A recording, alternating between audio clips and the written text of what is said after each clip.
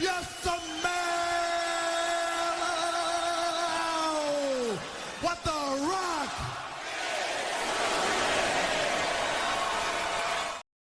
Recording live from 3. Count them 3 locations.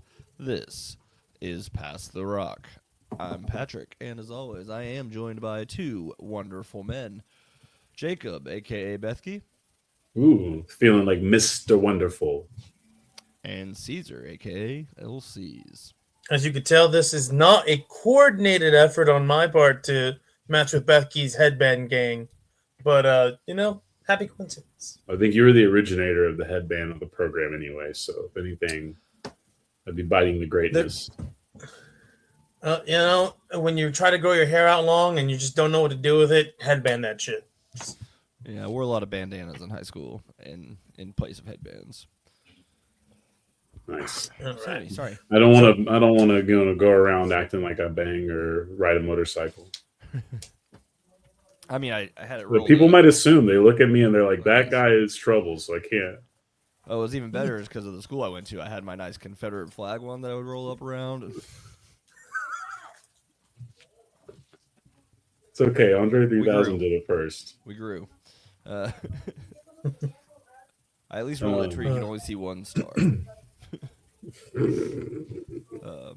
But yeah, we're back. We're in the thick of it for the NFL playoffs, and we did just get a new national champion in college football. So I think that's probably where we're gonna start, unless you guys have anything else that you just really wanted to bring to the table here besides the normal stuff. No, Well, the UFL is about to start, guys. I'm just kidding. Okay. Now let's break down the 8 teams they have. No. There were some funny roster moves in the UFL that caught my attention on Twitter. I've already forgotten them because that's how relevant they are, but they made me chuckle in the moment. I was like, "Oh, that dude, that kid was supposed to be good." I remember that guy. There's a lot. Surprised they're still around. Honestly, good for them. No, I don't think there's anything else. I saw Marty Supreme. That's a big deal in the world right now, I think. Oh, yeah, I need to see that. Solid. Good movie. It was, solid. 8 teams. Yes, 8 teams in the UFL. You always, you can tell directors, and if you've seen Uncut Gems, it definitely felt like, there felt like a lot of, if you loved Uncut Gems, feels like you're going to love Marty Supreme. If you felt like, okay, Uncut Gems was fine, this is a good movie, whatever, then you'll probably feel similarly about Marty Supreme, I would say. I don't think it's either bad movies or waste of time. I think they're both very enjoyable. I just think there's kind of 2 perceptions of those kinds of movies in my mind. I had a good time. Worth going to the theater for, I thought. Same. Haven't seen one in a while.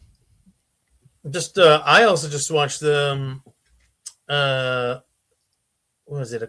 It was a Korean thriller, sort of. So it's called No Other Choice. So, listen, if you liked Parasite, this is not the same type of movie, but very similar messaging about what capitalism will make a bitch do. Yeah, I think I had seen some people getting excited. This is just in theaters around here? Yeah, it's in select theaters. So, my local Cinemark didn't have it. Had to go to a West Plano Cinemark to go see that. Great theater, by the way. Oh, dude, I recognize this guy from Squid Game. Yeah, there's some other characters from Squid Game in there as well. Let me tell you though, it is. Got it. Oh, I didn't see Patrick because. Yeah, from a cinematic standpoint, the cinematography, beautiful. Some of the sound choices, really great. It's really hard to judge, acting in a foreign film because you're not really sure if somebody's supposed to inflect that way or their tone's supposed to be this way or that way or whatever. Oh, that's you fair, can in English, but it did from a physical standpoint, you knew when a character felt uncomfortable or desperate or anything just by the body language. So kudos to them. I will say it may not be for everybody because it does take a while for it to pick up. But if I had to describe it, think of it this way. If y'all know Dexter from Showtime, right? The serial killer show. Mm-hmm. Well, imagine Dexter was trying to get a job instead of clean up crime. Nice. Sweet. And that's kind of what this is. He's not like but he's not as willing to, at least at the beginning, to be a serial killer. Sure. Shout out to the Koreans, man, because you got all this really interesting, fun content. Really, the only stuff I feel like isn't worth my time on Netflix anymore, for the most part. Yeah, man, they take their film cinema scene so serious over there, and it's very creative. And they had a president throw a coup, and they punished him for it. That one's crazy too. And they want to punish him even more. What a time! Save me, South Korea. They deserve South it. Korea. Yeah. So we had the national championship game in football. I'm sure everyone's got. I don't know. It was a fun game. Just the main thing that I want to take away is it was a fun ass game to watch. It lived up to my hype. It didn't quite. I don't know if it quite went to this is the best game ever status, but it got into we'll remember this one for sure. It was fun as hell. Yeah, that second half was magic, man. The first half was definitely like that grinded out blue collar football. Yeah. It's really gross and grimy. Opponent, see what they got. Yep. And then that second half, like it still had the griminess, it still had the physicality of the first half, but you were actually getting points on the board this time. Yeah, I mean, obviously, I think you can go in on the Carson Beck jokes a million times, and in the NFL, it'll translate to another guy in these jokes. For Carson Beck, it's tough because it really is his whole career. It feels like that was a fun drive Miami had at the end. I mean, yeah. I don't know what happened on the route. Also, to be fair to him, but like he played, I think, a lot better than most people were giving him credit for. So I think, I mean, it was probably his best game of the playoffs. I had seen a tweet from I think it was Richard Sherman talking about the corner on that play, and the corner he said the responsibility for that corner was to play the flat. But because there was no receiver in the area to go more shallow into his coverage, which allowed him to go a little bit backwards and intercept that pass. Had they done a different type of passing concept where there was a receiver in front of the corner, I forget which corner, number 22 for Indiana, had there had been somebody in his face, you have a pure one-on-one jump ball situation in the end zone, and who knows what happens in that case. But they didn't do that. Pretty good, but then obviously. But then, you had yep. And then on top of that, saw something else where I believe it was in 6 games where Carson Beck had to win the game with a pass. 4 of those passes got picked off in his career. It's impressive. It's like I'm like that is impressive. That he has had that many games. I mean, but it is literally a high risk situation. Like you expect that number to be high. What's funny to him is I do think he's still not a prospect I would go very high on in this draft. I'm not, but I do feel like fan page, but I do feel like he had a better shot. Like in a lot of the times that he's ended in these games, like Caesar's saying, it feels like those are some of the best games he's had, which is really just unfortunate as fuck. The other side of the ball, obviously, Fernando Mendoza is now a big deal. The mania didn't hit. I mean, he basically just did what Joe Burrow did, more or less. Different era, but this is like early transfer, like portal era. Like we know portal's kind of like we're kind of getting closer to portal, and then Joe Burrow does his move over to LSU after sitting at Ohio State. Wins the championship, 1 year wonder, all that good stuff. Cam Newton did this, obviously. That was awesome. Gene Chizik has a championship, guys. That's incredible. Look at his resume after that. It's actually quite remarkable, and not in a positive way. And then, what is it? Jameis. Well, but Jameis wasn't a one-hit wonder. Jameis played for a few years. He's a 2-year starter at Florida State, if I remember correctly. Yeah, and so I guess Cam actually works better than Jameis, and then obviously the transfer guys, the Burrow and then now Mendoza.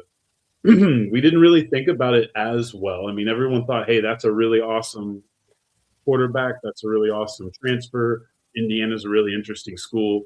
I don't think that even to start this season, we were talking about 16-0. I mean, we were talking No, about I mean they with were. Miami. I think they were expected to finish maybe 4th in their conference at best.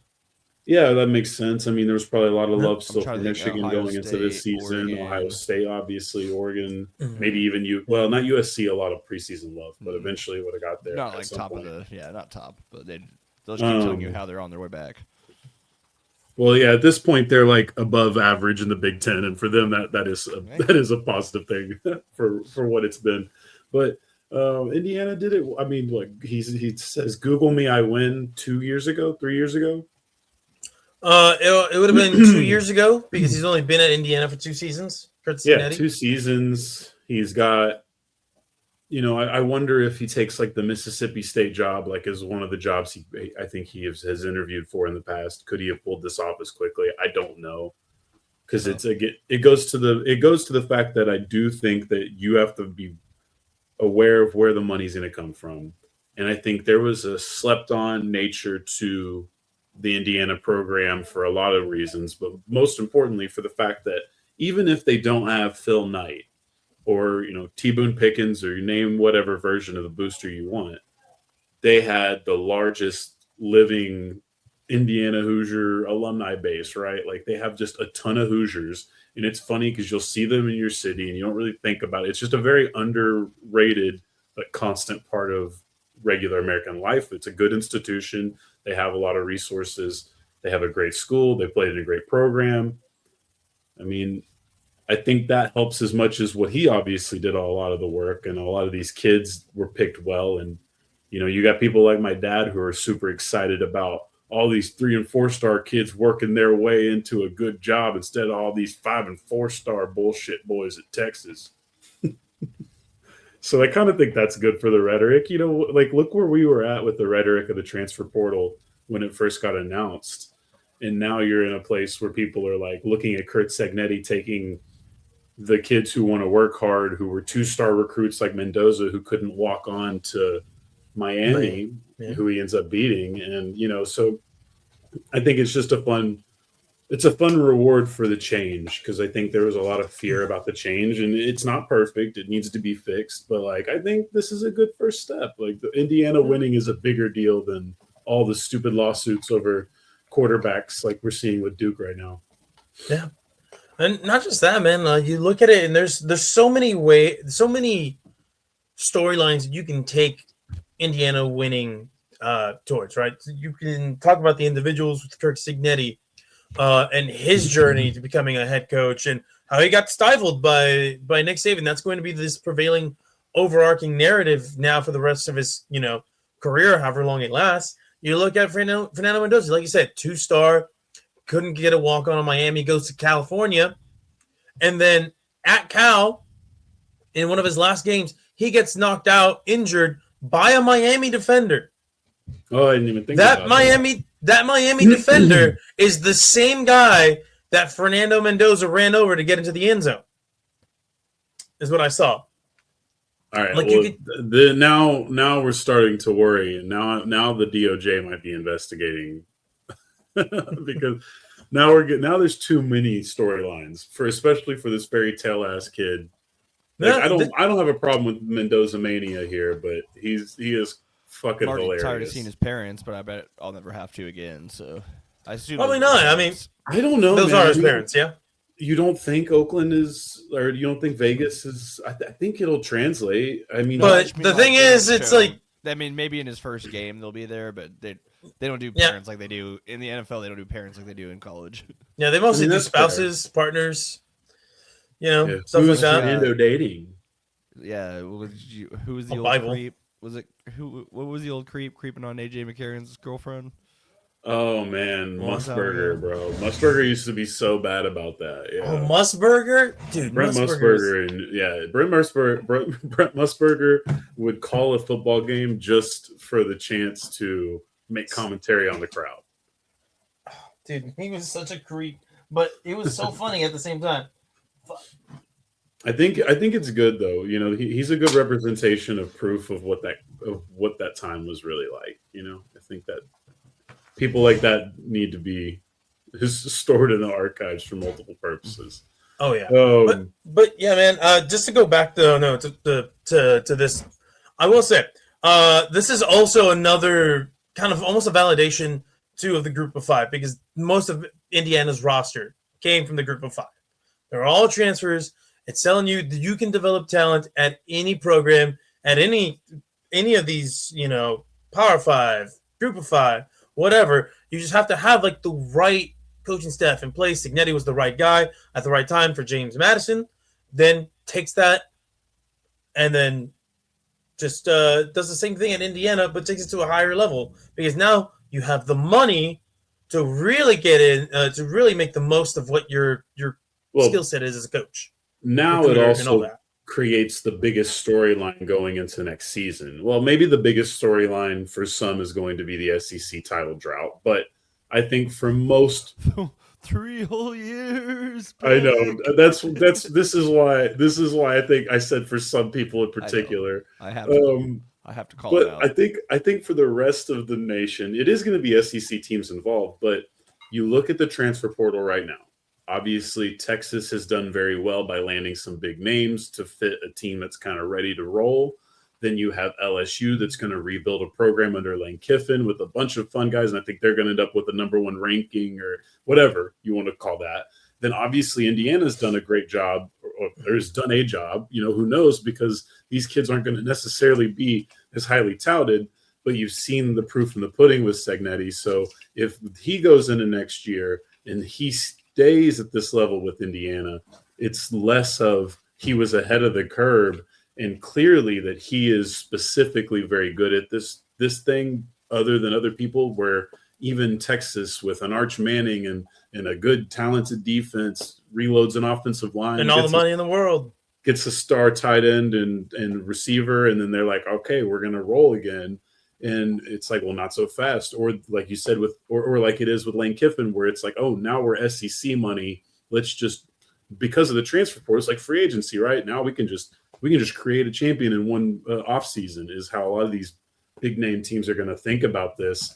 And that's going to be the test next season is what is the reality here? Is and it's maybe still Ohio State, where it's just the traditional keep them locked and loaded and don't give an inch, and you're going to win a few titles here and there.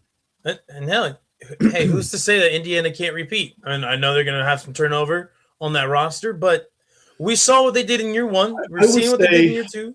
We have to give a lot of credit to the defense, because I really thought highly of the Canes defense, enough to where I even was really hard to come off of picking them, because I just was like, this is such a talented defense. Indiana matched in this game.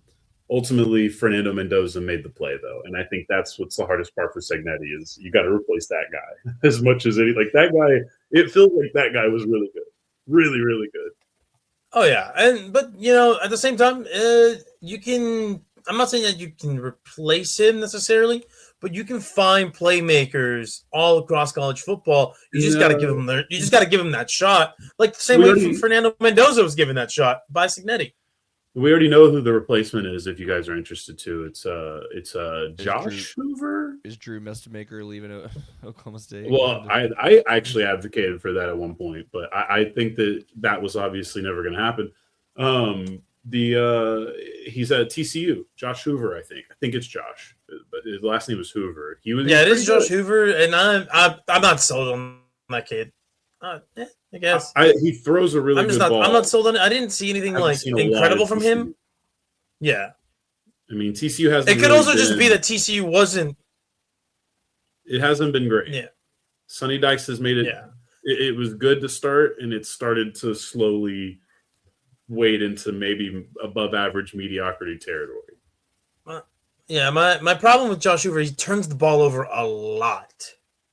So yeah. And that would obviously set him apart from Fernando Mendoza by a good margin. So I think that's where it's going to be tough. But, hey, incredible season, hilarious. We knew 16-0 would probably happen.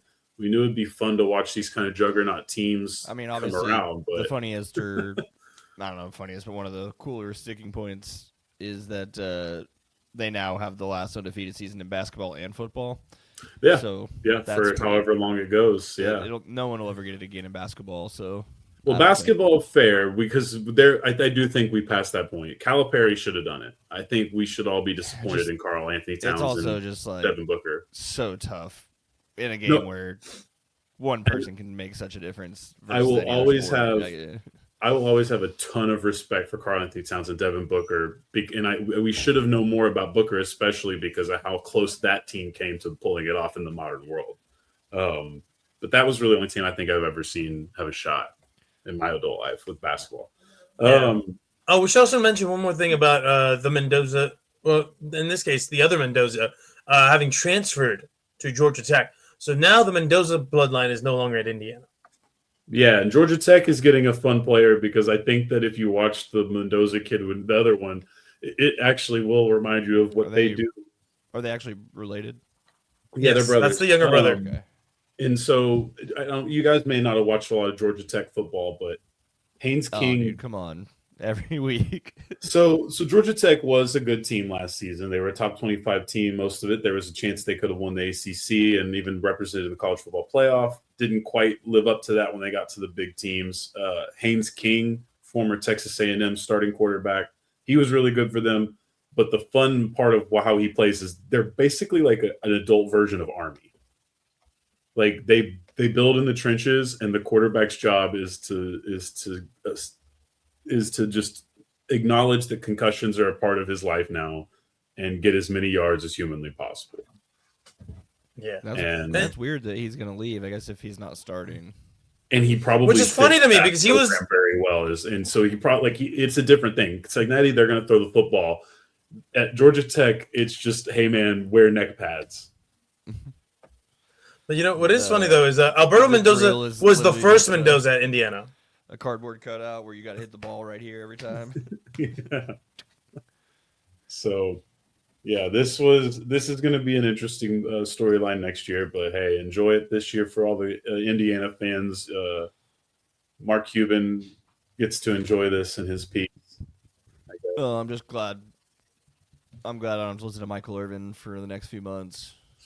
Yeah, there is you do unless you get on Netflix. I mean, yeah, either way, I wasn't going to be listening to him, but no. There's less stuff for me to accidentally hear now. Hurricanes are awesome, though. I think they're going to be fun. Who knows who's going to be their quarterback next season officially. It's a fun brand. I like it.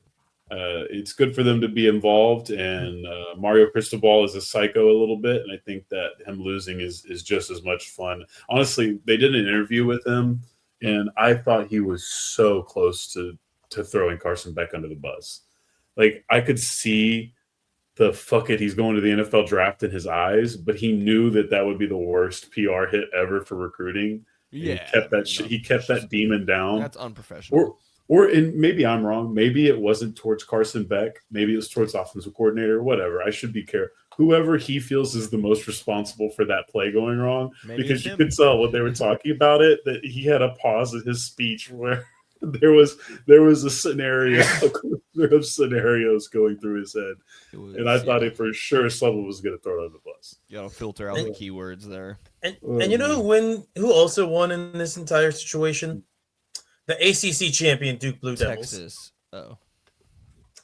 Yeah, I mean, the Duke Blue, I don't know where to go with Darian Mensah because they've put him in the portal, but they have a legal ability to keep him playing for them and not playing for other schools. So and listen, also they can just keep the bragging rights of being the ACC champion and not be overshadowed by Miami saying, well, you may have the conference championship, but we have the championship that actually matters most. Yeah, I kind of don't feel that bad for Duke because I feel like they're not Indiana, but they're Indiana adjacent to where like they can put together a decent school and program if they really choose to put that in. And Manny Diaz is a really good coach, so I think they've done a good job of having something already established there. And Diaz is probably still a little ways from taking another job because he was the Canes head coach that didn't quite deliver before Cristobal, so I think he's got a comfortable window there. So whether they keep Mensah or not, that team's still fine, I think, overall. That's why they were the only consistent team, even though they lost 5 fucking games. Anyway, that's it for the college, though. I don't think anything else. We had funny news about Gary Patterson joining USC today. I think that's relevant, but not like I thought Gary was retired, but Well, he took a step back. I suppose he had been. Sorry, that's his song, and I have to bring it up every time we talk about him. Oh, His because country he song. made country songs when he was in Fort Worth. Just the 1 year they put out one song, "Take a Step Back." I mean, look, I will always give that man credit for what he did with TCU, and they'll treat him like a god there forever. He's up there with Bill Snyder and old boy that got fired in Stillwater. Yeah, It's like turning nothing into something that people have heard of. Yeah, no, I mean, he deserves all the Tomlinson credit. helped, but well, at that point, Tomlinson was the football program's history, not too dissimilar from did UNT. Patterson coach him? No, I don't believe Gary Patterson was a part of that. I think Gary Patterson was an upcomer. I think Gary Patterson was right after. Yeah, I think Gary Patterson would have taken over and really taken that program. He took over in 2000 as the head coach. 2000, yeah. LT is, I think, the last year. No, then he did coach. So then he got the last year of LT. He was the D coordinator for the 3 years before that. Gotcha. Oh, then okay. So he was there. Coordinator. So he was there at the same time. Cool. Either way, Gary Patterson, incredible coach. Once things started went on awry, he ended up, instead of going to a different job, taking the Texas assistant job under Herman, right? Yeah, he was sitting up there somewhere in the booth pretending and to do then something. And then after that, he's just been big chilling. I don't think Sark retained him. No, I think he did. I think he did some other like same gig somewhere else. Yeah. Baylor. He went to Baylor for a year. Gary was over in my old neck of the woods. Yeah, he wanted to go through all the Christian universities. He'll be at Rice after USC. Yeah. Is Rice a Christian school? I actually don't know. I don't think so. Are they public? I know they're really good. I know. Okay. I don't know. I know they're a really good school, like academically. I just don't really. Yeah, I don't think I could have gotten in there. Yeah, I don't see anything that especially religious coded here. Either way, interesting next season coming up for a lot of reasons. We'll get to it as we go. There's more free agency will happen, I suppose, too, which is funny, but probably nothing major. Sorry. If it is, we can always toss a little more in there. Oh, dang. I'll have to read up a little bit more on this. Apparently, Miami was trying to run actually, I can just pull it up here. A trick play on this punt that just never happened. What do you mean, in the championship? Yeah. 1 second. I've got the video. Give me. Folks are coming. Great bonus content here. We're going to get live camera footage. Which of these screens I'm trying to share here? Calling it the Subverter film. Oh, it's telling me it's none of them. Okay, one second. Okay. I'm so sorry. Seems like the CIA has stepped in once again. Any other college football related things? UNT's also done a good job. There's more portal news. Just they whatever that means, and we had a lot of positions to fill, so not surprised that it's still active. Nice. Are we have we gotten any what's the newest thing that position that we've gotten in the portal? Okay. I think it's been I don't know. I think it's been linemen. I don't know if it's been anything too crazy, but it's just building the trenches. Mostly kids coming home. We know what it is. And like I said, I don't know if these kids are that good, that bad. It's just the fact that it's the DFW market. It's a big enough school. It's a chance for these kids to get an opportunity, and maybe it works out, maybe it doesn't. But UNT is a fresh slate starting next season, so might as well. Right. Here we go. Let's look at this trick play that never materialized.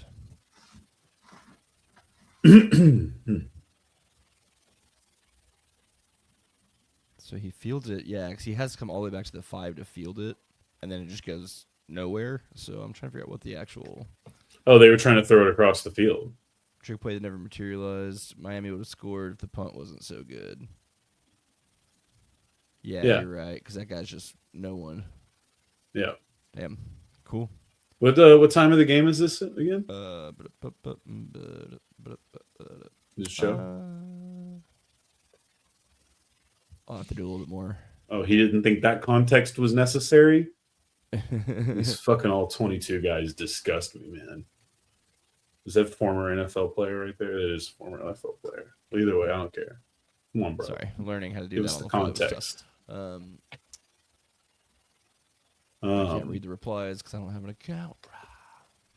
It's fine. Well, anyways, thought that was interesting. Elon. Probably the last point I have on college football, which could Yeah. mean that it's time to get into the hoops. Hoops, hoops, hoop-diddy hoops.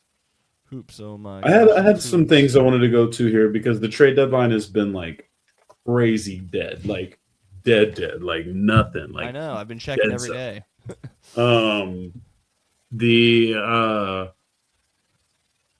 I guess there's not much of an interesting argument, and maybe if there is, it's just not. Yeah, I just don't think it's interesting that much. Either you blame it on CJ McCollum's CBA, or you blame it on the possibility of Giannis Antetokounmpo being available in the trade market.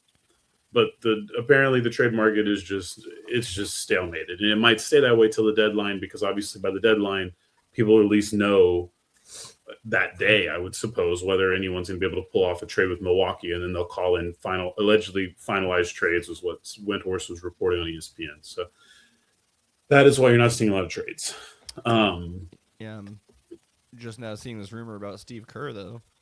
Right, and that's where I wanted to go with the Warriors this week instead, and buy us a couple more weeks till the deadline. I think there's still 2 or 3 weeks before the deadline 5th, anyway. yeah. So let's talk about the Golden State Warriors. We talked about the Mavs last week. Different situation, obviously, for a lot of reasons. We won't really go team by team every week, but this one just kind of helped itself. So a lot of things happening in Warriors.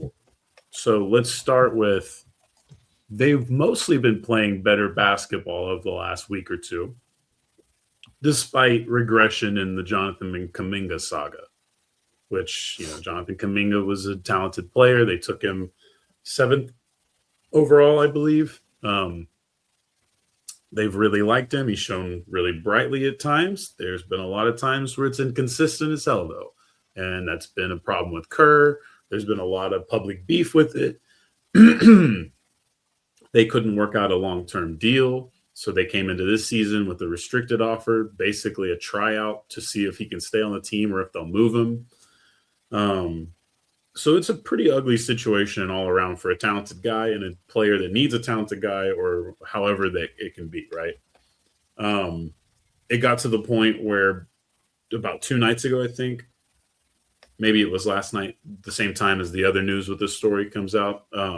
But Mike Dunleavy Jr., who's now in charge of is now the GM of the Warriors, basically says that he understands Jonathan Kuminga has made a trade request, and then has the bar of the century when he says if there's going to be a demand, there needs to be some demand, insinuating what I think we all pretty much understand is that despite the rumor mill trying their hardest, the market for Jonathan Kuminga is probably not very good. To the extent where now we probably can go ahead and guess where this is going to end up for him in the Warriors, because last night, maybe 2 nights ago, Jimmy Butler tore his ACL against his former team. Not a great entry pass from Podziemski. Jimmy had to kind of readjust. Him and Davion Mitchell basically fighting over the same landing area. Tweaks the knee, tears the ACL. It's tough. I don't think this is a good example of yelling at Adam Silver for the constant injuries, because this is an older player and sort of a unfortunate accident of not bad play, but of just inefficient play that sometimes leads to accidents. It's not Pod's fault. It just happens. That is just a part of the game. But I do still feel like we should always talk about how the NBA needs to expand this season, not in terms of games, but in terms of the actual length in which the games are played. Yes, I care. Yes, I understand about ratings and blah, blah, blah. At the end of the day, only so many people are ever going to care about Charlotte and Cleveland to start the season. if it's happening earlier in football season and maybe while the World Series is still happening, who gives a shit as long as it continues to space out days between games. That's my soapbox on that. The argument I'm sure is going to be a million. There's probably plenty of them. They want to continue to make sure Summer League is this unnecessary bloated event that they just sort of squeeze people's pockets on. Go. So yeah, it's just a tough situation. It seems like DeMar DeRozan's on the way potentially. Sacramento having a very weird season, I would say, because they were pretty bad for a while. Now Russell Westbrook is having one of those seasons where you're like, this is incredible, and I get to enjoy it because the stakes are so low. But like, we can't use this for Hall of Fame arguments, even though he's already there. But like, we can't get too carried away with what Russ is doing. But you got to just enjoy what he's giving the people of Sacramento, who just are in a terrible situation as fans right now. DeMar DeRozan is going to go ahead and probably be out of the door. If not them, the Clippers. It feels like they're probably going to find him a spot for him to compete in the playoffs, where they're definitely not going to be. We will see ultimately what that looks like, but it seems pretty obvious that Jonathan Kuminga would be the money that it would take to get you to DeMar DeRozan. You'd have to do a couple more moves, or however it goes, but that is probably what they're going to do, because at this point in Steph Curry's career, how can you not give them one more shot, right? Like, how can you, or at least salvageable? I mean, I don't know if it's a shot. I don't know if DeMar DeRozan's saving it, but adding DeMar at this point for Jonathan Kuminga, who you barely play, or, the inconsistency of Jonathan Kuminga, I understand that logic. So, holy crap! I didn't know DeMar DeRozan was older than me. The chosen DeRozan, every time he shoots it goes in. Yeah, no, DeMar DeRozan's actually my first YouTube mixtape god, because everyone used to talk about the one that definitely started the culture was Austin Rivers's. Austin Rivers's mixtape is legendary. But DeMar DeRozan, the one guy who absolutely did not need one. Probably, but like at the same time, Austin Rivers was really good. I know he was. It's just but I'm interested in a lot of reasons of why Austin didn't quite live up to potential in the NBA. Maybe I already know the answer. It makes sense for someone whose dad's not an NBA head coach to need an online mixtape. But his was crazy. Like, it was so of good. Course it was. God, he was so good. Was probably the highest production quality. Well, it was good production, but he also was just like people really thought Austin Rivers was going to be the future of the NBA. I don't think you understood the hype when he was in high school. No. Yeah, it was very Austin Rivers was really the first like Zion or LaMelo LaMelo or whatever. But DeMar DeRozan was mine, and that was before that, and that was just because LA Hoops was a big deal. YouTube was really first now getting on the scene, and he was the fucking prospect in Los Angeles, and so DeMar DeRozan tape would get out on the internet pretty easily. And people were definitely hyping. DeMar DeRozan had a lot of it, and then USC was kind of mediocre for him, and then he went on to Toronto and did pretty well over time there. And obviously, a bit of the next chapter. I wonder if did I see him at USC? No, he was gone. Yeah, he was a one and done at USC, and then that's why he went like 10, I think, to Toronto. Developed over there pretty well. First guy to really develop in Toronto, I think, ultimately. Tracy was barely there. Didn't develop there. Not Tracy. Vince. I mean, Vince developed. Yeah, Vince developed there. Yeah. Fun. Yeah. So, I mean, look. Number retired by USC. Yeah, of course. He's from an LA guy. Of course, he's probably a good donor and stuff. You know what I mean? DeMar probably does good to the USC team. Either way, I would say it's just bleak. It's tough. I think it's going to be an interesting offseason with Steph Curry, Draymond Green sort of not being really the same level of impact that you have. You have Al Horford, who it's like, all right, Al Horford's fun. You have Buddy Hield, you have Podzinski, you have Moody. Like, they have fun players. They're going to stay a playoff team. They're going to be decent. But, yeah, I mean, it just feels like and we've seen it with LeBron during him and Anthony Davis saga, and now with him and Luka's saga, where it's like or Durant choosing to oh my god, Durant choosing to go to Phoenix and trade for Bradley Beal. Like, we love that these old heads are playing as long as they are, but the decisions. Is this recent?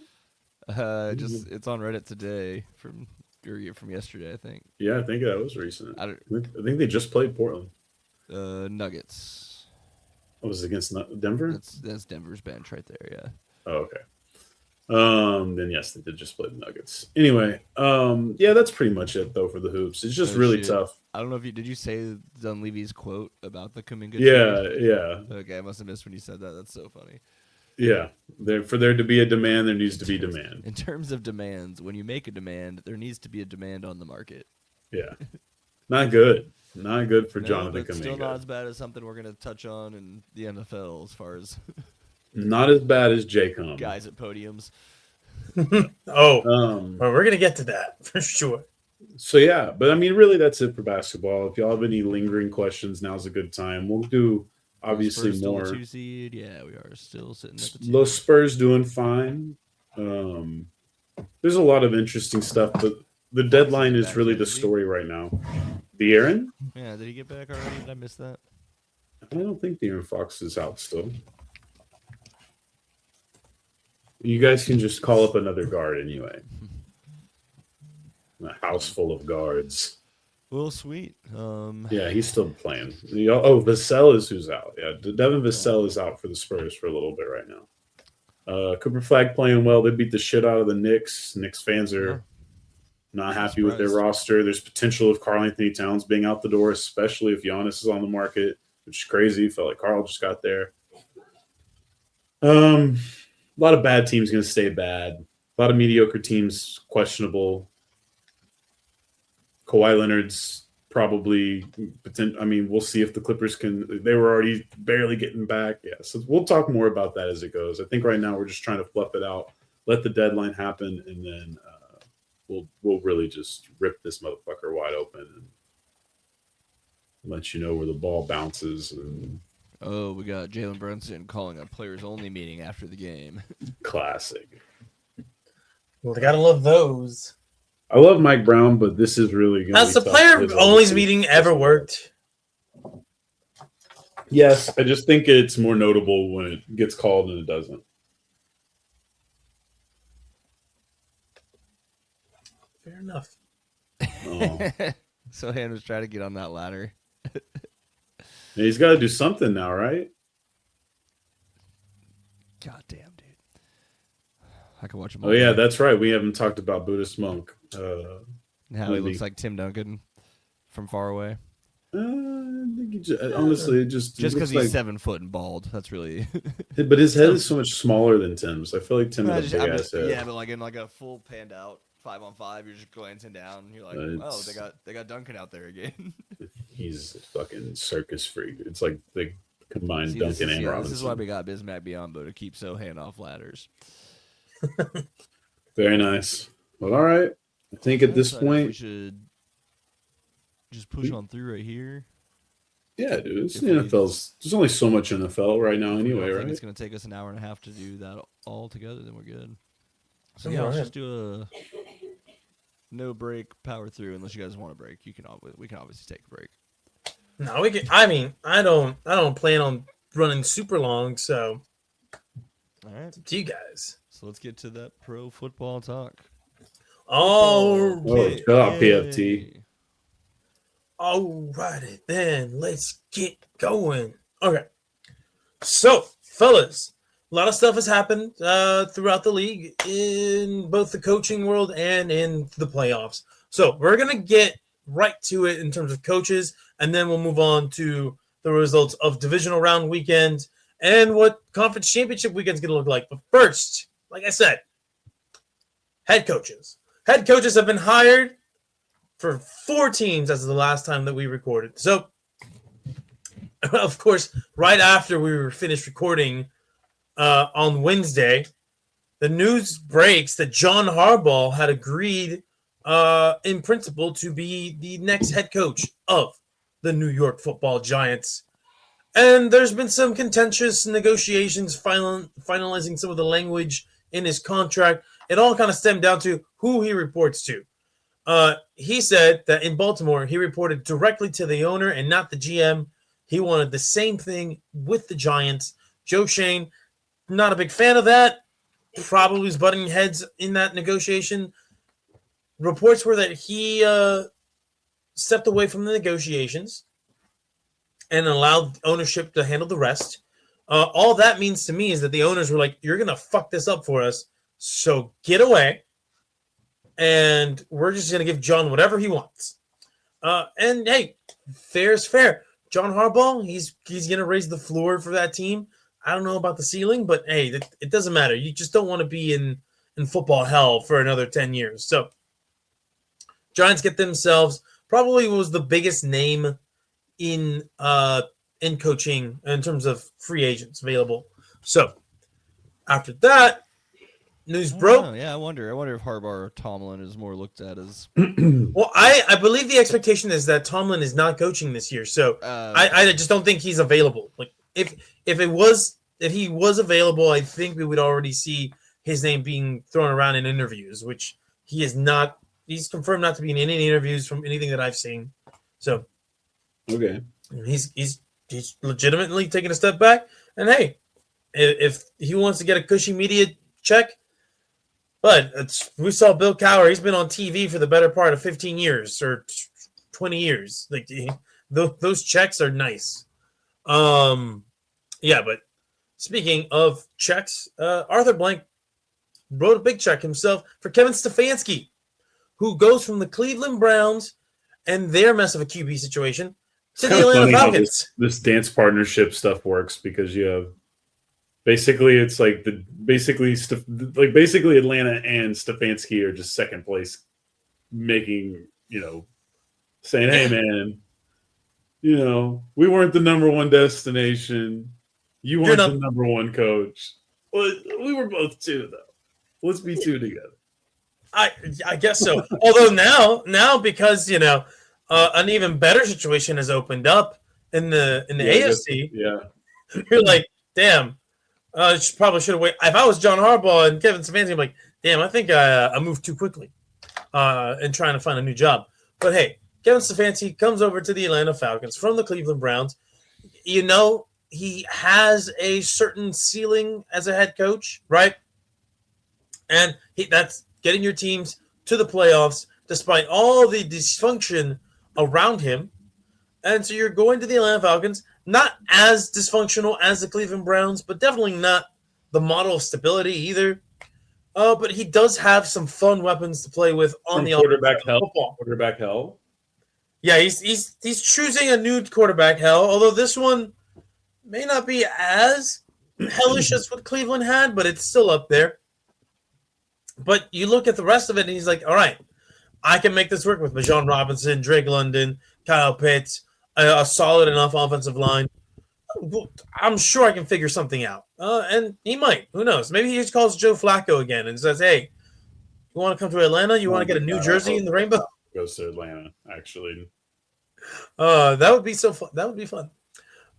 Next up, guys, this one might be my most fun hire, not because I think it's a good hire. I think this is actually a terrible hire. It just solidifies that this organization is a joke and just doesn't get it. But it's fun from the standpoint of it's going to make the head coach fight club significantly more entertaining for me when I plan that out and plan scenarios of how the fights will go. And that's Robert Saleh. Hell yeah. Robert Saleh gets us another chance to be a head coach. Titans, what are you doing? He's a defensive guy. Whoever he brings in an offensive coordinator, if he has any modicum of success, he's out the door, and you're going to just be rotating guys for Cam Ward. But besides that, Robert Saleh has beef in the AFC South. Do you guys know who I'm talking about? No, this is great. Actually, I'm glad. I think he did a good job. Him and Duval are going to have a great time together, right? Oh yeah. Liam Cohen, I believe is his name, the head coach of the Jacksonville Jaguars, got into it with got into it with Robert Saleh. Robert Saleh said some crazy shit to him, and this had to have been purely driven by pettiness. I'm sure Robert Saleh could have gotten something else, could have gotten a better job than the Tennessee Titans job, but he saw a chance to go up against Liam Cohen 2 times a year, maybe even fight him 2 times a year. Robert Saleh, kudos to you. You said, hey, fuck this stable gig that I have in San Francisco. I'm going to Tennessee. I'm going to go fight Liam Cohen. So you think there's like, that. hey, man, I can always come back here. Like, I come to San Francisco to coach defense because Kyle Shanahan will always be high-level mid. He'll keep the high-level mid job.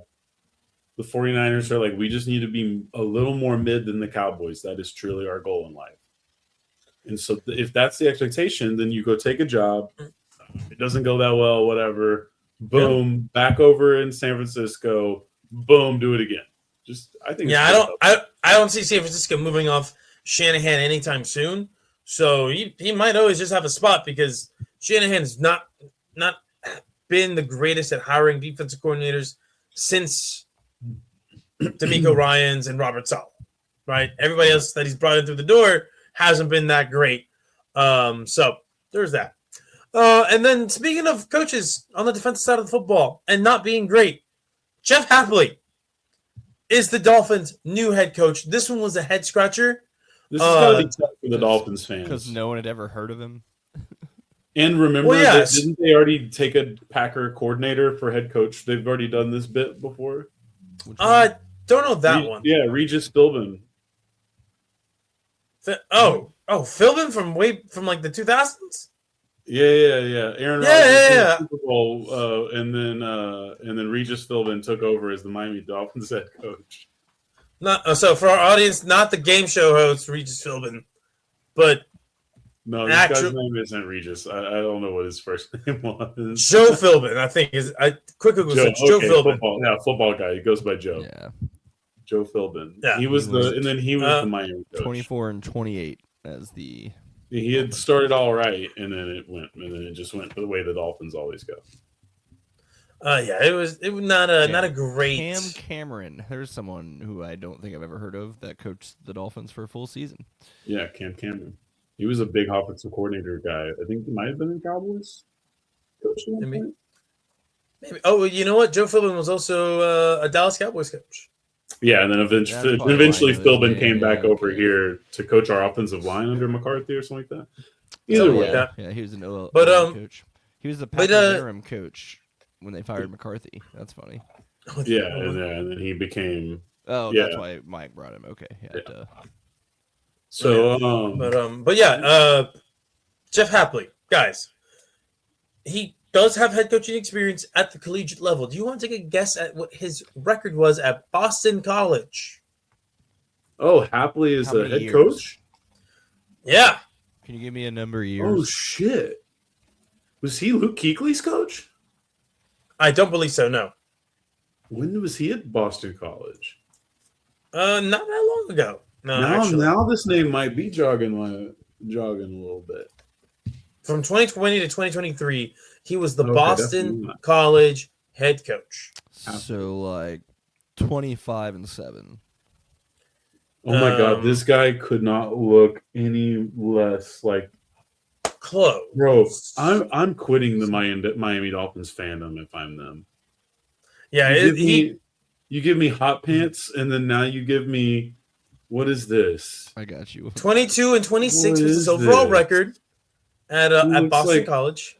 He looks like a Jim Carrey and Me, Myself, and Irene. Well, he was a defensive coordinator for the Green Bay Packers. Now, he quit his job at Boston College to go be the defensive coordinator for the Green Bay Packers.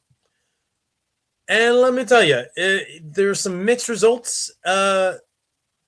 At the conclusion of the 2024 season, the Packers were ranked 5th in yards allowed. Bro, right? How tall is the Dolphins owner? What's up? How tall is the Dolphins owner? Not sure. But let me tell you something. There's a reason why Jeff Hapley was hired by the Miami Dolphins. Guess where the Miami Dolphins got their new GM from? You want to take a guess at the franchise? Green Bay. Green Bay, that's right. And there's nepotism all throughout the entirety of the NFL and just all football circles. If you know a guy, he looks like an evil professor at Hogwarts. Dude, you know what it's taking me back to? I'm pretty sure Miami was initially where everyone thought Favre was going to get thrown at when that saga was going on. Why is there so much Green Bay Miami connection, and why does Miami keep doing it when it's just never worked out? And did you just dip your camera in like a filter? Did I? No. That was weird. I did yeah, not. I'm looking at Jeff Hafley's face, and it's weirding me out. Yeah, he's His head evil shaped Hogwarts weird. professor. Yeah, oh for sure. Some of these angles are not doing him any favors, Yeah. buddy. Wear a hat. Do something. Wear a visor. Maybe I don't again, care. How tall is Stephen Ross? Because this Jeff Hafley's is so short. this Look at is that big back picture to on the back. right. This is back to back head coaches, guys. Well, and I'm not trying to get into a whole thing, but this feels like a type. Maybe, but let's how many run other this down coaches- though, because This guy looks like he would actually work in European soccer. Like, Yeah. and who and so knows, did- he might have to obviously after.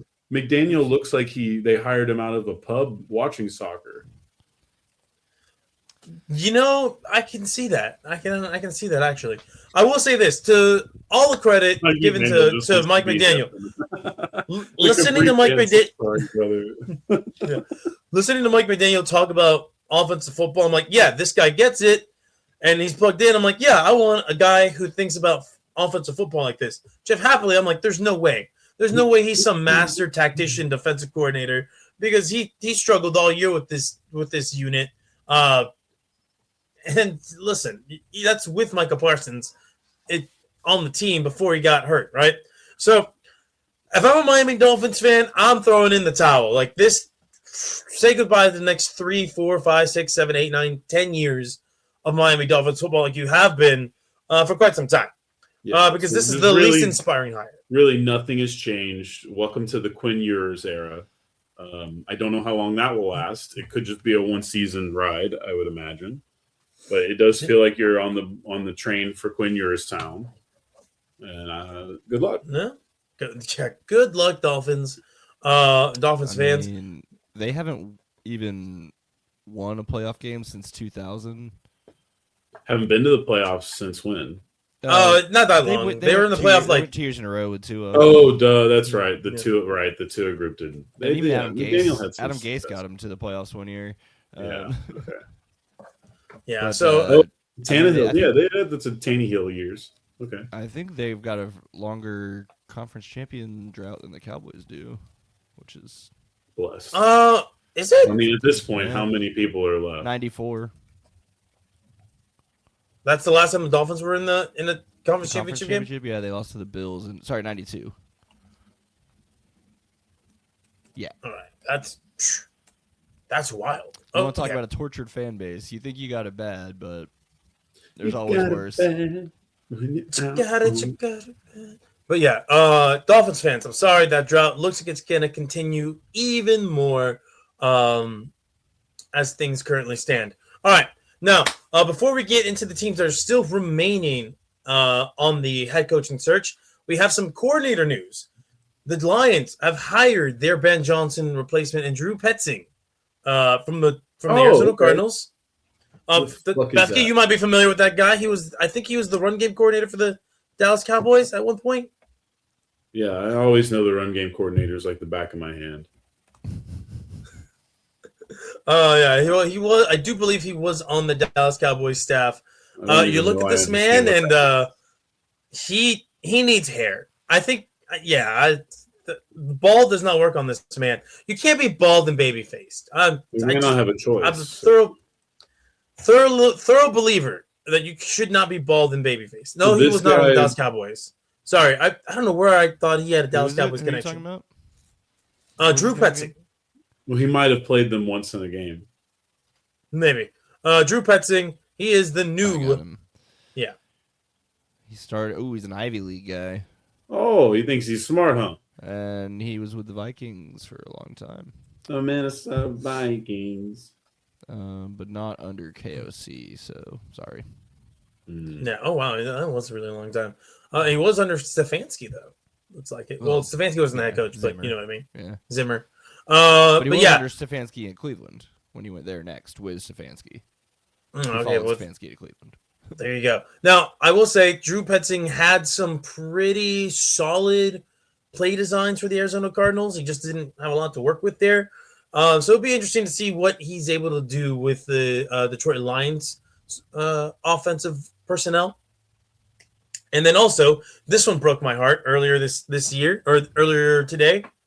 The Chargers have hired Mike McDaniel as their new OC. It was a good call for them. West. Good call for him, though, really. Like to Cali. He made the best decision of all the coaches this offseason. I can already tell you. I feel very confident. Yeah. Well, he's in a he's low just stakes three position. I would say maybe he could have seen the Giants as a job that he could take and do something with Jackson Dart. But Yeah, but then he would have to be on the East Coast. I'm just saying, like, of the jobs that were available. Let there the wasn't a field ton for play him to- itself out a little bit. You kind of got rush fired in a weird way. It's not like you kind of saw this coming as much. Like you there was a lot of lingering will he, won't he stay with him. So you're kind of a little like you're not really ready to survey the field and choose the best job. You say, okay, LA's nice. You could always maybe just take over that job too at any point. Yeah, we don't know how long Jim Harbaugh wants to coach for. And So yeah. it's an interesting job. It is. I'm going to assume that he's going to have full autonomy over that entire offensive coaching personnel or staff, rather, coaching staff. Probably. And yeah, man, like it will be interesting. Like And he loves swag, dude. Nothing's swaggier than Chargers gear. Come on, dude. Justin Herbert with that offensive mind, something might actually happen for him to actually live up to all the hype that he gets as a player. So we'll see. Although that was my number one choice for offensive coordinator for the Philadelphia Eagles. Jason Garrett's still on the board. No, he's not getting hired by anybody ever. He should just go coach at Harvard. That's what he should go do. I think he's enjoying his TV time. Yeah, he wants to get back into coaching. He likes to torment me with his presence. He loves calling Notre Dame games. How about that? Well, but yeah, you have the following teams still looking for head coaches: the Baltimore Ravens, the Pittsburgh Steelers, the Arizona Cardinals, the Las Vegas Raiders, the Cleveland Browns, and then the most recent addition to the head coachless club, the Buffalo Bills, who fired Sean McDermott. Just a surprise move after the playoff game. They got rid of him. There's been talks about him potentially being on the hot seat. Nothing was ever confirmed. And then after that, it did feel like this was going to happen if they lost, though. So I was surprised that if there would be people interested, that they didn't see that coming. Yeah. Now I'm going to say this. It's more just like what did you expect him to do with what he had? But yeah, I mean, he had more talented rosters goes. Before, though, right? We all know who falls on the sword here. Yeah. Now let's talk about this. I'm going to give everybody kind of a brief rundown of his time with the Bills. Or the criticisms of him during this time with the Bills. And that's in the playoffs, his defenses would regularly let up tons and tons of points, right? Now, the most recent playoff exits, you can say those weren't really on him as much as they were on Josh Allen. This last one, we saw it. We saw Josh Allen throw that game away, tried to fumble the game away on 3 separate occasions as well. He had plans. The only thing that I could tell from the media coverage was like, oh, poor Josh Allen. Oh, poor guy. He's such a competitor, and I just feel so bad for this guy. Look at him crying at the podium. And tell him to take care of the ball. How about that? Like this guy he's literally the only person on his team that can do anything. He's the only reason they were in the game. And he's the reason they lost the game too. Like, the reason they lost because he has no one else. He has to try to do everything, and no one can do that. He was missing some key throws himself. All right, he's the only one out there that knows how to play football in that offense. That doesn't mean he should be playing reckless. Did you not see one where he was just one ball? No, he doesn't have to. He has no other options. You can dink and dunk your way to a victory in that game because you're going up against the Denver Broncos. And listen, the Bo Nix should not scare anybody, and he won't now, but we'll get to that later. But did you not see towards the end of the half, he was responsible for a 10-point swing the other way. He's not solely responsible. That is. So fumbling the ball in enemy territory, it just doesn't help. That quarterback is the quarterback. You're wrong. What the reason they lost? Okay, he is the reason they lost the game. He's not the only reason, but he is. He should bear the brunt of why they lost that game. No, absolutely, Jim should, because he has no one. Yeah, well, yeah, obviously, yeah. When you're going into the macro ops aspect of it, sure, yeah. Brandon Beane has not hit on any of his draft picks since Josh Allen and maybe what's his name, Ed Oliver. I think is the last guy that he drafted that was like any good post Josh Allen. But now that you have what you're working with, you've been in this constant contending like status for I don't know how many years at this point. You got to make it work, right? This is the cards that you are dealt with, and you should not be playing as reckless as he was, especially when he's running.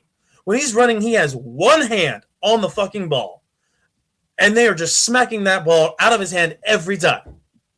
So no, I think quarterbacks should be forced to run with like this. So, yeah, I'm firmly in the camp that Josh Allen cost his team this game, especially with that 10-point swing in a game that came down to the wire. Well, so if you're saying don't play like that, then they're not in. I'm not saying they're not winning games because he has to. When I'm saying don't play like that, I'm saying take care of the ball when you go out to run because he did not do that. He did not do that. Yes. Try to. You have the biggest arm in the league. Try to fit into tight windows, but also, please, you got to pick and choose your spot sometimes, and it doesn't feel like he does that. And there's a reason why he's 0-7 in overtime games. Like, and for anybody who's like, well, that's such a small sample size. The NFL will always be small sample size because you're only going to have a limited number of games, and he's regularly not doing enough to win. Overtime games that even have the ball in his hands. Yeah, sure. Isn't there a rule created for him? Yeah, and then it did not benefit him this time around either.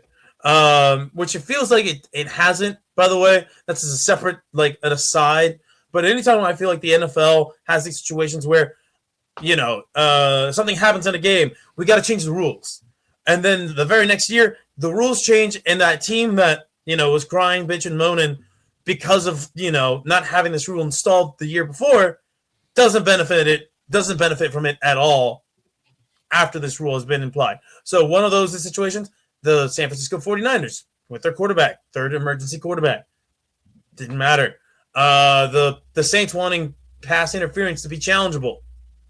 What happened after that? That was a whole other can of worms. I'm just giving people examples. They just needed something after that one. They just needed something to pacify that group after that no call. But yeah. But also, but they made it worse. It's fine. It tried. It was the thought they counted. They tried to put out the grease fire with water, and it did not work. But yeah, anyway, the Buffalo Bills now need to find a new head coach for Josh Allen and this Buffalo Bills team. I'm just gonna say it. I don't think it really matters. I think that window over there is just closing. They're gonna need to do not a hard reset, but they are going to need to do a reset on that roster. Yeah, Jason. Because you do bring up a good point, Patrick. He does not have the fanciest of weapons to work with on the outside. You have Dalton Kincaid, solid tight end. James Cook, he was leading rusher in the NFL this year. But yeah, when it comes to wide receiver play, a lot to be desired in that department. Anyway, we'll see who they want to hire next. Now, we do have some coaching rumors that I'm going to address here, and that's just one rumor. It's Brian Daboll. Maybe in play, Daboll might be in play for the Bills head coaching spot.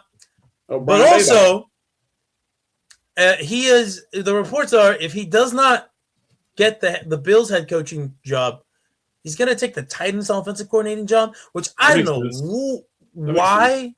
Why not? I know that he has a relationship with Robert Saleh, so maybe honestly, that aspect. I would be trying to get the Philly job if I was him. But yeah, I mean, fuck. No, but that will work too. Oh, but here's the thing: like the Titans, he doesn't position, right? You want to get that job, get another job. I mean, yeah, you want to get another I job, just but had Cam Ward. there's other teams that need offensive coordinators that I think might be a better fit for him and what he likes to do. I don't think what he likes to do with his quarterbacks is going to work for Cam Ward, who's more of like a pocket guy, and this guy really just likes to run his quarterbacks into concussion territory with the QB run game. But whatever. That's neither here nor there. That's weird. I don't personally want Brian Daboll as my team's offensive coordinator, but now it's looking like my team's not even going to get an offensive coordinator the way things are playing out. But yeah, Nice. those are all the news and notes for the head coaching and coordinator searches. Also, I think we talked about this last week, but Christian Parker of the Philadelphia Eagles defensive coaching staff has interviewed with the Dallas Cowboys for their defense coordinator position. Christian Parker. Although, if I was Dallas, there's a guy in Cleveland you guys should look at for the defensive coordinator spot. Just saying. Yeah, Is he Deshaun doesn't expensive? play much anymore, so maybe they could get him. Maybe. I'm not sure how much he's going to command, Is he but he's won a expensive? Super Bowl. Deshaun Watson? No. I'm talking about defensive coordinator. Yeah. He needs something to do. No, sir. He'd fit right in. With Jerry maybe. But yeah, Jim Schwartz. That's the guy. All right. Oh, Jim Shorts. Yep. I miss old Jimbo sometimes, but you know what? He's done some good things in Cleveland. Maybe he could do something for Dallas or whoever else. Jim needs Schwartz defense was the coordinators. first guy who was supposed to save the Lions. I remember that. Didn't, but he did some decent things later post Lions. Yeah. Anyway, let's talk about the playoffs, fellas. Shall we? Maybe. Yeah. All right. Let's talk about the divisional round. So, divisional round, fellas, it is over and done with, and these were the results. So, on Saturday, you had the game that we were arguing about, the Bills and Broncos. Broncos ends 33-30 in overtime as the Denver Broncos walk away with the victory there. But at what cost? Walk away. Yeah. Ooh. Yeah. Good choice of words, right? He was walking the whole time. Ooh. Yeah. Bo Nix shatters his ankle on the second to last play of the game and is now out for the remainder of the postseason. This leaves the Denver I've Broncos. watched that play 100 times. I don't see anywhere in there like he's just That was so weird, man, because they had like the post-game press conference, and then if I'm not mistaken, they had another one where like they have to come out to talk about it. Yeah, they have to come out and say Bo Nix will not be available for the remainder of the postseason. And like, listen, Bo Nix, he was a game manager. He was a super game manager in this game. Got the team the points they needed to win. Not very impressive looking, but still like did just enough. And then now his career's or not career, rather his postseason is done. And I do feel bad for him and the Broncos because they were building to something potentially special. Incredible relic of Texas college football takes his place now. Jarrett Stidham. Jesus. Do you guys remember where Stidham began? Was it I Texas? believe that Jarrett Stidham was the replacement to Bryce Petty in the last years of Art Briles at Baylor. He's from Stephenville. And then Stidham went on to Auburn after Baylor exploded. In the wake that of is sexual true. abuse scandal at the school, Stidham announced transferring out of Baylor. Yeah. Yeah. And you guys want to know when the last time he threw a pass was? I actually saw this the other day. For the team he'll be playing? Just take a guess what the year was. But he threw the pass? Yeah. The last time he threw a pass. Damn, Stidham's been in the league for a minute now, huh? But 2019. Okay, not that far away. Whoa. But you're close. The 2023 season in January of 2024 is the last time that he threw a pass. Yeah. This will be so Jarrett Stidham has the potential to have his own he did take I guess he took that. Did he take the knee at the end of the game? I don't believe probably. So. If there was a second to last play. Maybe. But maybe. But yeah, this year. He took one snap. Yeah, it was a QB kneel. That's so funny. They just have the the backup quarterback go out there and just like, hey, we're gonna put -1 rushing yards on your stat sheet. But you're gonna get paid.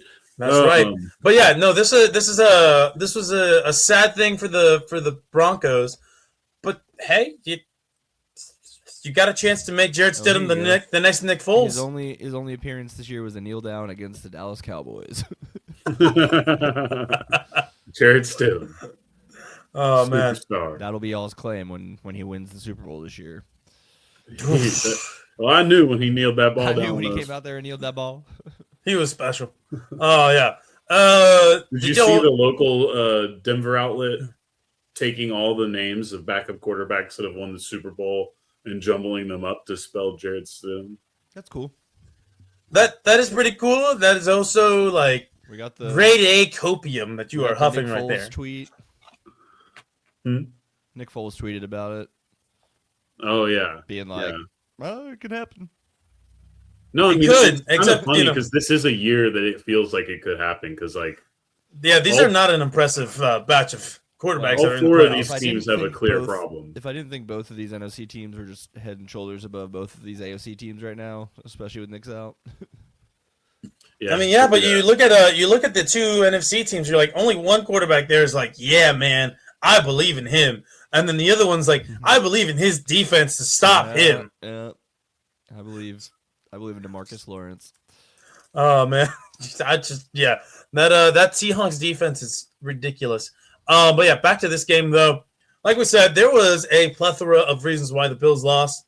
So you had a total of, I believe, 5 turnovers, 2 interceptions, 3 fumbles lost. You also had 5 fumbles as a team. It was a sloppy game. They were not prepared. It was a sloppy game from the Bills. The Broncos just, they can win ugly. And they did. I mean, don't let the score fool you. A lot of these points kind of came in spurts in certain quarters, but it just wasn't necessarily like a consistently great game to I guess, appreciate in terms of the execution of offense and defense. But yeah, it's still a fun game. Came down to the wire. Did you take the over/under on?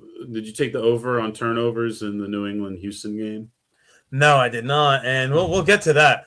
We still have to go to the other Saturday game, and we won't delve too much into it because the Seahawks kicked the shit out of the 49ers, that real bad. It was not a close game. Kyle Shanahan at halftime said it was a closer game than what the scoreboard indicated. I'm like, are we watching the same game, Kyle? Because this shit is a massacre. Like, Kyle Shanahan, just be a straight shooter in that situation. Just like, yeah, we're getting our ass kicked. We gotta do something. They didn't do anything. They were held scoreless in the second half as Seattle Seahawks rolled more points to just keep this shit going. Now, I know that you were scared off, Patrick, by Sam Darnold's injury, but I also said that defense of the Seattle Seahawks versus the defense of that 49ers team was just too night and day different for it to really matter, and we saw it. Brock Purdy couldn't do anything. Mac Jones couldn't do anything in his limited appearances. That run game, at least they cracked 100 yards. Sort of, kind of, If I told you that the team's best rusher was Jordan James, you'd be like, who? Well, I would have been like that regardless, but yes. Fair enough. And then Kenneth Walker. Listen, he put the offense on his back. 116 yards, 3 touchdowns in college. Oh yeah, and he's hooping right now, and he has a chance to really solidify himself with a strong playoff run here, which he's having right now. Now, that's enough of that game. There's really not much to talk about in that game. I think everybody good. Cool looking jersey comp. No, that was the last time they played the Rams. So I think I saw that picture. I think so, yeah. Let's talk about Sunday because this one pissed me off. This one was the only one that I'm just watching and I'm like, why? Why is this happening? Why are you doing this, CJ Stroud? Why are you like this, man? 2 weeks in a row. Yeah. And as I came on here on the show last week, I'm like, yeah, this Houston Texans defense is legit. They are going to keep this New England Patriots team at bay. And you know what? They could have. Yeah. If their quarterback doesn't throw 4 interceptions. Are you saying you're playing the blame game right now? Absolutely. Fuck that. I'm throwing him under the bus. 10 times out of 10, I am throwing that kid under the bus. You don't think I'm backing a devil in a new dress that came into his life and I'm backing the bus up from these jokes because You don't think he thought she was gorgeous? No. I don't even know how I got here. Was it all of the lights? You wanted to become a monster. I am so appalled. Yeah, that we're having this conversation right now. I'm sorry, I have to give you there. So he got caught with going to a club or leaving a club with Amber Rose. Oh, okay. At some point, that's when a lot of the fans are alleging that his slump began. Maybe. I can't remember when exactly it was. There's a moment. Okay, so right after, the Patriots score that touchdown to go up by 12. The Texans get the ball back. There's like 3 minutes left. They're still only down 2 scores. And it's like, if you can just get a touchdown here, your defense might go out and get one. Like, they were never really fully out of the game until it was almost over. Yeah, Despite how bad the offense That defense was raw, dude. That defense deserved to win a championship. That is a championship defense for sure. Yeah, and if you had just said to me that this defense, like what this defense looks like on paper, what this defense is putting out there, you just explained to me like, yeah, and then you explained to me, Houston had 48 rushing yards. Yeah, that's going to happen, and then their quarterback has 4 interceptions, and they still have a chance to win. I'm like, fuck, how good is this defense really? But we'll never truly be able to know because if CJ Stroud just throws 2 less interceptions, Houston Texans get an ugly win, I believe. If they just get 2 less interceptions out of him. But yeah, man, that was bad. It's looking like them firing their previous offensive coordinator was a mistake, Bobby Slowick, because it seemed like he at least got something out of CJ Stroud. CJ Stroud has not looked good this season. Contrary to, I think he only has 1 defender out there. It's Steven Reyes of the Ringer, who's like, oh, this might have been his best season considering how bad that offensive line is. I'm like, yeah, the Houston Texans having a bad offensive line is like the sky being blue. It's just a normal thing that I've heard for the last, I don't know, it's their entire existence. Like, they just never had a great offensive line, which is criminal on their part, but also you got to find a way to make it work. And CJ Stroud just could not make it work. And who knows? He might not even get his rookie deal extended at the rate this guy's going. But hey, we do know he's going to live a hell of a life. God damn it. Now, guys, I will say this. Drake May. Somewhat impressive game, all things considered. I mean, yeah, he did get sacked. A nice ball. That spiral to booty. Yeah. In the snow. That was cool. Just a cool play. Drake May is the real deal. He got that. Yeah, he's the real deal. This Patriots team, I still don't believe in them winning the Super Bowl, but if they make it there, I will be disgusted. Yeah, they're gonna be in it. And I saw like a Thanos meme where it's like, everything led you. Yeah, with the Chiefs, it's like, where did it bring you? Back to me, and it's back to the Patriots. And I'm like, oh god, it really is just Chiefs and Patriots all the time, isn't it? But now it's like a whole different cast of Patriots. The Patriots have the opportunity to do the funniest thing and get. When you're in a league as incompetent as the NFL from an ownership standpoint, I think that we see the pattern. Yeah. Now let's move on to the game that I thought was probably the most fun game of the weekend, and that's Rams Bears. Okay. Well, definitely. That one, despite the score only being 20-17, this was a fun snow game, and we had one of the most absurd throws in the playoffs from Caleb Williams. Beth, you said this perfectly in the chat. That was the most no yes throw that he could have possibly had. God tier. He has, without a doubt, 99.9 to maybe a Madden should put 100 arm power on him.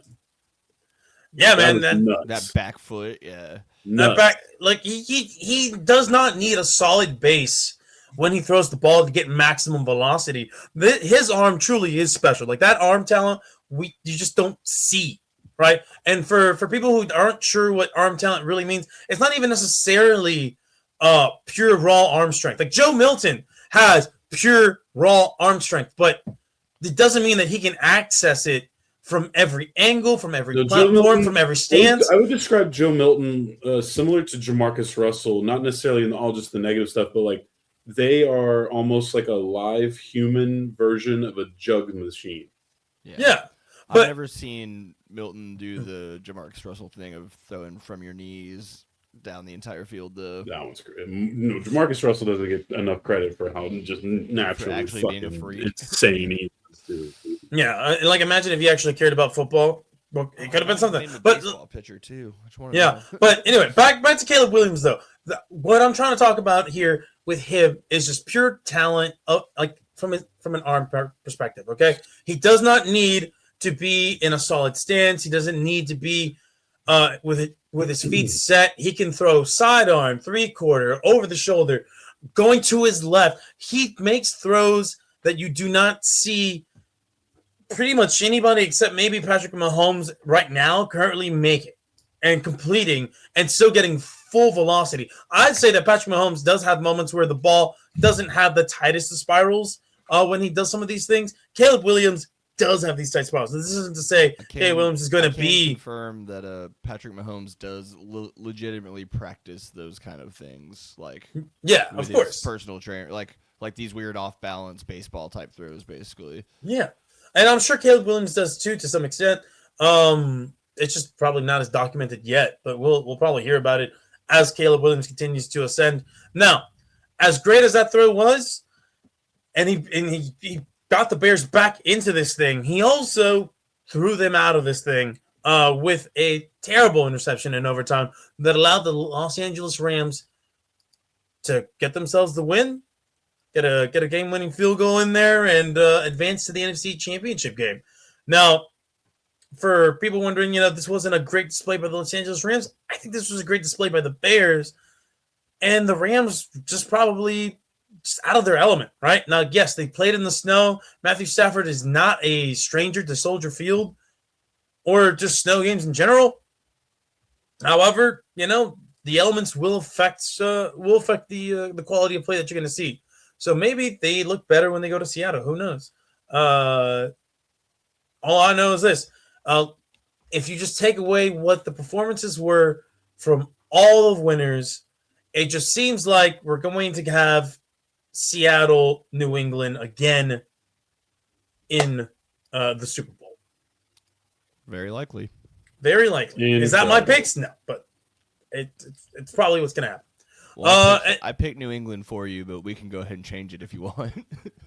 Oh no! Oh no! You can go ahead and put New England as my part AFC of me pick. Part of me does want to pick Jarrett Stidham. It'd be fun. I don't want to see either team in the Super Bowl, but fuck it. I'm just gonna pick. Problem with them. The Bills are gone. I'm good. There's no one else that can hurt me now. Yeah, I hate the Patriots still, but I can't hate this one as much as previous iterations. But just on principle, I don't like seeing them there. I also just don't like Sean Payton as a person. Yeah, there's that. I don't like him. He's just not a likable person. So, with that said, though, I'm just gonna be a realist here. There's chances are Jarrett Stidham is not gonna get them to the Super Bowl. So I'm picking New England in that championship game to make it through. I think it'll be an ugly game, and it will probably be a tight game just because the quality of that Broncos defense should not be understated. And I haven't looked what the weather is supposed to be like, but I assume bad. Cold, bad. I mean, it's in Mile High, so they have home field advantage, whatever that's worth. I look at this NFC championship game. Low chance of precipitation, so it should just be. Actually, it's not even that cold. It's like 30. I mean, hey, that's still cool for me. I'm sure for I mean, these New England players and these Bronco players, it's not the worst thing in the world. But yeah, now we do have a lot to work off of for the Seattle Los Angeles Rams games, y'all. Why? Because they're in the same they're in the same division. They played twice, and twice, both games, very close affairs. So the first game, 21-19 loss for the Seattle Seahawks against the Rams in LA, and then probably the best Thursday night game we've ever gotten. Rams Seahawks ends in 38-37 overtime with the Seattle Seahawks converting on a 2-point play. And it was one of the weirdest ends of game, like one of the weirdest games you've ever seen, just with some of the things that happened. But also unbelievably entertaining, where the Rams just they looked at that Seattle Seahawks defense and they're like, try to stop us. Like, you're not. If I'm not mistaken, I think that was the first NFL game ever for a team to give up a first touchdown in overtime and win. Yes, I believe so. Yeah, I knew that happened this year. Yeah, because they responded and got themselves 8 points. It was one of the most entertaining games I've ever seen in my life, especially on a Thursday night of all things. The Rams at one point had a 98.5% chance of winning, according to ESPN analytics. Yeah, and the Rams they were up 30-14. Yeah, and the Rams they blew this game, right? Because think about it this way. Okay, the Seahawks had 3 turnovers. They had 100 and I believe 66 less yards than the Rams. They had more the only thing that they didn't do was get penalized as much as the Rams did. They had significantly less third down conversions. They had no fourth down conversions. The Rams got more first down. Like, you see the numbers, the raw numbers, and you're like, everything says the Rams should have won this game. They definitely should have won this game, in my opinion. But the Seahawks pulled one out at home. I'm expecting this to be another great game. With that said, though, I gotta go in favor of the Rams, especially if Sam Darnold is still limited. Like we saw, he only passed the ball 17 times. Not that he really needed to pass the ball a ton, but still, I'm sure there was the whole injury situation with him that kind of played a factor in, Kenneth Walker in that run game getting a great deal more focus. I'm thinking Charbonnet is out, so that, yeah. Charbonnet's out, but Kenneth Walker's no slouch. No, it just puts a lot more pressure on him to be out there the whole time, basically. Yeah, and so this is going to be a repeat of 2001, fellas. We're getting Rams, we're getting Patriots in the Super Bowl. That's my prediction. Patrick Bethke, what you got? Pretty similar. I think I'm picking Seattle. I've been going back and forth. I just think that defense might be too good. But Stafford's really good, too. That's tough. I really don't know. Obviously, New England's going. It'll be funny when they don't. What about you, Bethke? Nah, fucking Stafford, bro. It's fair. The throw in overtime was incredible, man. Old man. I don't know. There's nothing fun to root for me in this, for sure. So I think Stafford's the best I got. All right. So, but who are they playing? I'll take Tank. Tank's a solid. But the issue with Tank is, like, I would prefer to not talk about the Cowboys, and Tank brings the Cowboys into the, like, focal point of Super Bowl week. Yeah. And that would be, like, a little annoying. But good for him. It's not bitterness to him. It's just more of I would like to maintain 6 feet from the Dallas Cowboys for a while. And in doing so, I would need teams that have basically no affiliation, like the Rams with Stafford and McVay, and really either side of the other bracket. All right. So if you had to pick one team for the other side of the bracket, are you going Denver? No. I'll go with New England. I don't really care, dude. I feel like, all right. I want it just for the history. Just like I wanted them to go undefeated. I want them to get that 7th Super Bowl. Break that tie with Pittsburgh. Sure shit, don't want that. Matthew Stafford, go ahead and get yourself that 2nd Super Bowl ring. Now that you have a winning record as a starter, you will be an absolute guaranteed first ballot Hall of Famer, number 1 overall pick. Probably I'm trying to think of how many number 1 overall picks have multiple Super Bowls. I know, obviously, Eli. Troy was Troy the first overall pick when he got drafted in I don't '89. think so. Yeah, Troy's number one Has he overall. won one? Yeah. So he's won 3, right? And because there's a history of number 1 overall picks not really winning a ton of rings. Well, yeah, because you typically go into a terrible team.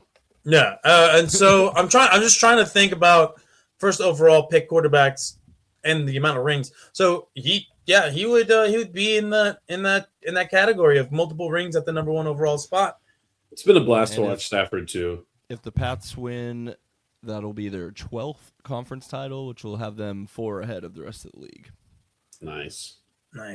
Yeah. Well, Good. and that's for them, all so recent for the most part, other than Mm-hmm. the time they lost to the Bears. They've been to The Bears and they've been to the 15 conference Packers. title games. Oh, right, yeah, again, the again more Packers. than anybody, I think. No, not quite. Steelers have been to 16. Nope. Damn, 49ers. 49ers have been to 19 conference title games. Now, are you saying one? Like how many? No, but how they've many? been to. Oh, been to. Okay, then yeah, the Niners won. Hanging 6. out at, vibing with. The Niners are 8-11 in conference championship games. Yeah, Pats makes sense. 11-4. Jesus. When they're there, they're pretty much guaranteed to go to the Super Bowl. And now they are pretty much. Actually, the Giants are the only undefeated team in conference championship games, 5-0. Oh, nice. Good for them, I guess. It's just when it's So, hot. When it's hot, it's fucking hot in New York. Uh-oh. We killed him. Oh no, he's stuck. This is a good pose for him to be stuck on, though. He looks like he's joyful. He looks like he's interested in talking about football. Oh God, he's gone. He's gone. I did that to see if I could fix him, but now. Oh he's no, just I'm looking at my screen below. Like, I'm looking at the screen that the audience can't see. He's still frozen in time. Oh, all right. Well, I think that's everything that I got for the footballs.